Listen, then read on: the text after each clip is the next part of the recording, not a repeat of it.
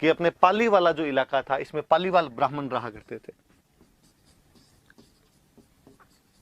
पालीवाल ब्राह्मणों का शासन हुआ, सॉरी, यहाँ पर रहा करते थे और व्यापार का काम करते थे, व्यापारी हुआ करते थे।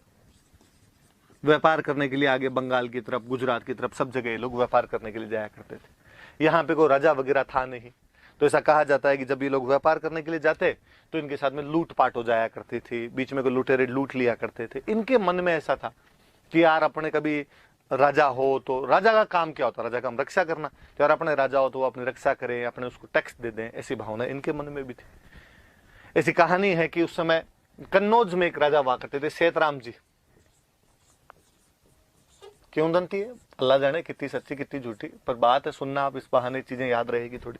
कि सेतराम जी कन्नौज के राजा हुआ करते थे और सेतराम जी के बारे में कहा जाता है कि सेतराम जी के 100 बेटे थे।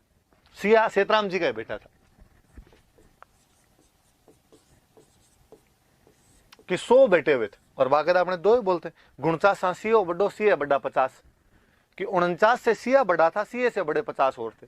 मतलब सीए से बड़े 50 थे, तो मतलब सिया कौन से नंबर पे आ गया, 51वें नंबर पे तो सिया ही आ गया।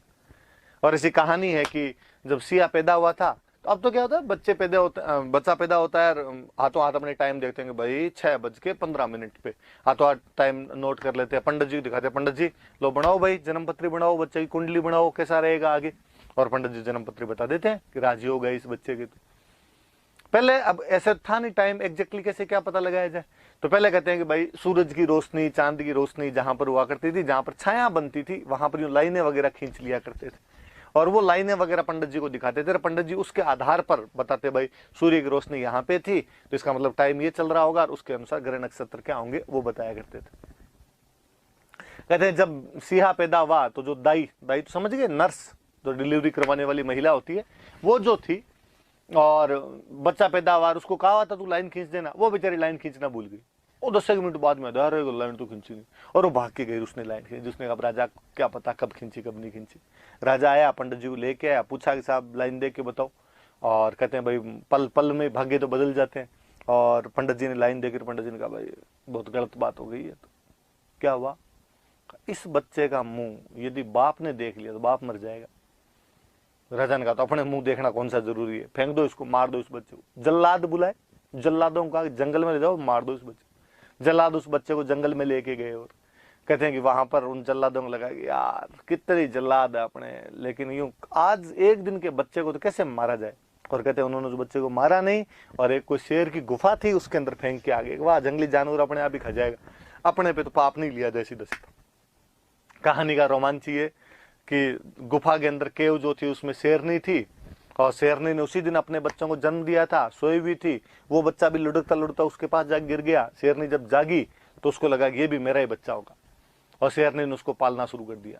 डार्विन वाला अनुकूलन का सिद्धांत है, व्यक्ति जैसे माहौल में रहता है वैसा वैसा हो जाता है।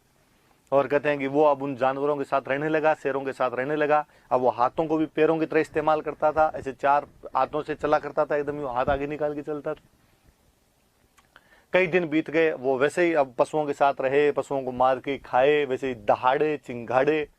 कहते अपने वाले पालीवाल ब्राह्मण एक बार व्यापार करने के लिए कहीं जा रहे थे, वो उस कन्नौज के पास से जंगलों से निकले और उन्होंने एक चीज देखी कि 5 शेर आपस में लड़ रहे हैं, और उन 500 में एक शेर आदमी, और वो बाकायदा हाथों को पैरों की तरह इस्तेमाल करता हुआ वैसे चल रहा है, और वो बाकी चारों शेरों को भगा रहा है, बाकी चारों शेरों को मार रहा है। वहां पे वो जीत रहा है उसके अंदर, पर वो दहाड़ रहा है, चिंगाड़ रहा है, उनकी तरह बर्ताव कर रहा है। उनको लगा यार ये क्या है।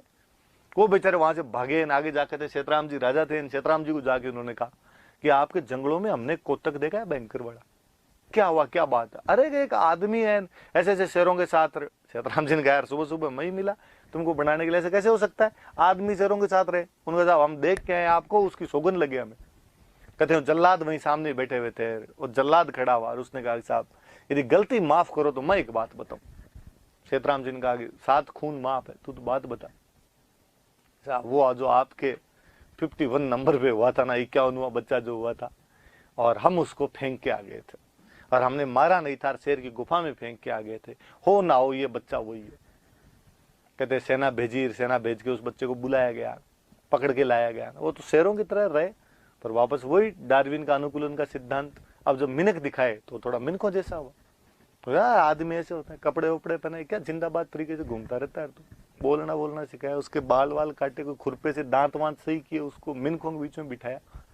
वो ब्राह्मण तो आगे चले गए व्यापार करने के लिए। थोड़े दिनों बाद ब्राह्मण लौट गए और उन्होंने कहा कि साहब हम वो एक आदमी बता गए थे, अब क्या हुआ उसका। और राजा ने कहा थैंक यू यार, मेरे बेटे से मिलवा दिया मेरे को, ये बेटा कहा आजकल वैसे नहीं रहता है। नहीं नहीं, आजकल एकदम सही है।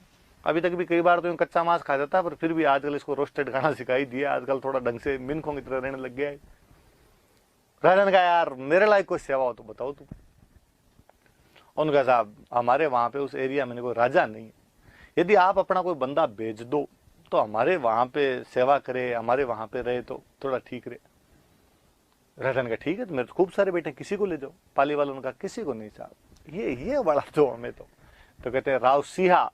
वहां से राव तो उपाधि हुआ, टाइटल हुआ करता था। वो शेरों के साथ, सिंहों के साथ रहा था, इसलिए उसका नाम सिहा पड़ा। सिहा वहां से आया पालीवाल ब्राह्मणों के साथ, बताया बताओ कौन कौन से इलाके हैं भाई, तुम्हारे क्या क्या करना है। इस एरिया के अंदर आता है, पालीवाल ब्राह्मणों को मुक्ति दिलवाता है, जो लुटेरे थे उनसे मुक्ति दिलवाता है, यहाँ पर अपना शासन स्थापित करता है। तो राठौड़ों में सबसे पहला आदमी को शासन स्थापित करने के लिए आया था, तो वो कौन थे? राव सिहा सबसे पहले आए थे यहाँ पे, जो मारवाड़ के राठौड़ उनका। हालांकि अपने को यहाँ पे मैंने दिन पहले ही बताया था आपको, 997 का एक धवल नाम के राजा का अस्थि कुंडी का अभिलेख मिलता है और उसमें राठौड़ों का वर्णन है, पर वो कौन थे, कब आए, कहाँ चले गए, उनकी ज्यादा जानकारियां नहीं है। बाद की जो पीढ़ियां मिलती है मारवाड़ के राठौड़ों की, उनकी यदि वंशावली कहीं से शुरू होती है तो वो कहाँ से शुरू होती है?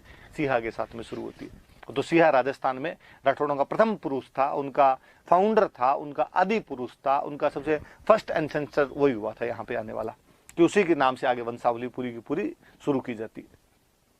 अब फिर कहते हैं कि भाई सिहा आ गया तो राजा होगा, तो राजा की कोई ना कोई राजधानी होगी, तो उसकी राजधानी थी खेड़। अपने बाड़मेर में एक जगह पड़ती है खेड़ को उसने अपनी राजधानी बनाया था।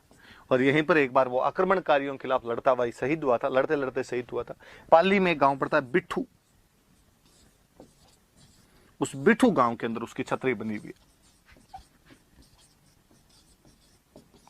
सिहा की छतरी। दो तीन बातें याद रखने वाली कि राजस्थान में राठौड़ों का मूल पुरुष कौन था, तो राव सिहा था, कन्नौज से आया था। उसने राजधानी अपनी खेड़ बनाई। किसके लिए आया था? तो पालीवाल ब्राह्मणों के लिए आया था। और उसकी छतरी कहां पर बनी हुई है? तो बिठू के अंदर उसकी क्या बनी हुई है? छतरी बनी हुई है। तो बस दो तीन, खेड़ बाड़मेर में पड़ता है, बिठू पाली में। अब ये कहानी जो मैंने सुनाई ये लगातार चलती रहती है, कई सालों से हम सुन रहे इस कहानी को। कहते हैं कि भाई राव सिहा वहां से 720 घुड़सवारों के साथ आया था। 720 मतलब 20 7 बार 140 घुड़सवारों को लेकर वहां से आया था और यहाँ पे आगे शासन स्थापित किया था। फिर आने वाली पीढ़ियों ने राव सिहा के बारे में और बढ़ा चढ़ा के बातें बताई। किसी ने पेंटिंग बना दी उसकी, जिसके अंदर शेरों के साथ में लड़ रहा है वो। अंग्रेजों के टाइम में एक हिस्टोरियन था अंग्रेजों का, रुडयार्ड किपलिंग। और रुडयार्ड किपलिंग अपने जोधपुर के अंदर कई दिन तक रह के गया था, मेहरानगढ़ के किले में। हो ना उसने फोटो देखी, उसने पूछा होगा कि भाई ये किसकी, अपने वालों ने कहानी सुनाई, इनको नहीं जानते, ये तो सिंहों के साथ रहे थे, हमारे सिया जी है, हमारे सबसे पुराने दादाजी यही है, इनके बाद में हमारी तो वंशावली राजस्थान वालों की शुरू होती। और उसको ये कंसेप्ट बड़ा पसंद आया रुडयार्ड किपलिंग को, यार ऐसा भी मतलब आदमी जानवरों के साथ रहे, जानवरों जैसा हो जाए। उसकी पूरी बुक है द जंगल बुक, जिसका कैरेक्टर मोगली आप सबने सुना होगा। जंगल जंगल बात चली है, चड्डी पहन के फूल खिला, वो जो मोगली वाला कैरेक्टर है, रुडयार्ड किपलिंग को कहीं ना कहीं उसकी जो प्रेरणा है वो यहाँ से प्राप्त होती है। जंगल बुक वो किताब है जिसको 1907 में नोबेल पुरस्कार दिया गया था। फर्स्ट इंग्लिश, पहला अंग्रेज कोई जिसको साहित्य का, लिटरेचर का नोबेल मिला था, तो रुडयार्ड किपलिंग हुए थे। तो रुडयार्ड किपलिंग अपने जोधपुर में खूब दिन तक रह के गए, और जोधपुर में आप भी जाओ तो देखना वो पेंटिंग लगी हुई है। हम मोगली को अलग से जानते हैं, पर हम सिया की कहानी नहीं जानते। हम अंग्रेजों के मोगली पर राजी हो जाते हैं, पर हमारी सिया वाली कहानी जैसे आती तो अपने कहते यार फेंक दी होगी किसी ने, यूं ही कहानी होगी। भगवान जाने जो भी रहा हो, पर है तो उसकी प्रेरणा तो उधर से मिलती है किपलिंग को। तो सिया जी अपने याद रखना भाई आपने। फिर आगे वाला राजा पढ़ते थे।